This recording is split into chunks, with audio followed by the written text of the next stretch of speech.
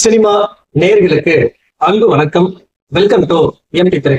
இந்த ஷோல drug mafia அப்படிங்கிற தமிழ் டப்புடு சைனீஸ் திரைப்படத்தினுடைய ரிவ்யூ தான் நம்ம பார்க்கிறோம்.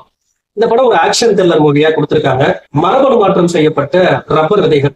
இந்த விதைகளை ஏன் உருவாக்குனாங்க அப்படின்னா, குளோபல் வார்மிங்கால உலகத்துல பல மாற்றங்கள் நிகழ்ந்துட்டு இருக்கும்.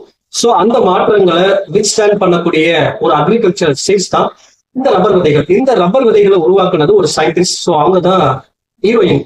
அந்த விதைகளை எப்படியாவது லான்ச் பண்ணும் அப்படின்ற மாதிரி நினைக்கிறாங்க. சோ இதை பாத்தீங்கன்னா வில்லன் தடுக்க நினைக்கிறாரு. சோ ஹீரோயினுக்கு செக்யூரிட்டியா இருக்கக்கூடிய அந்த நபர் தான் ஹீரோ நம்பர் 1. ஹீரோ நம்பர் 2 பாத்தீங்கன்னா வில்லன் குரூப்லயே இருப்பாரு. சோ வில்லன் எப்படியாவது இந்த விதையை அபகரிக்கிறதுக்காக நல்லவன் மாதிரி நடிச்சு இந்த ஹீரோ நம்பர் 2 இந்த மிஷனுக்குள்ள எடுத்து விட்டுருப்பாரு.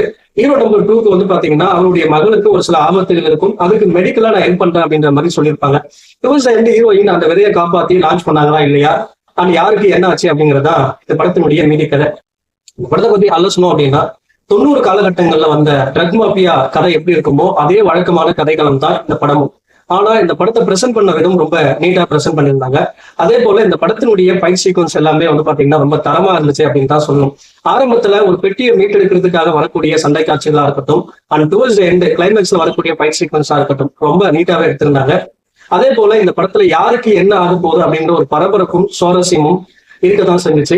அதே போல இந்த படம் டூரேஷன் வைஸ் ஒரு 1.5 மணி நேரத்துக்குள்ள முடியக்கூடிய ஒரு படம். குயிக் வாட்சாவே பார்த்துடலாம். ஓவராலா பாத்தீங்கன்னா ஒரு டீசன்ட் மூவி அப்படின்னு தான் சொல்லுவேன்.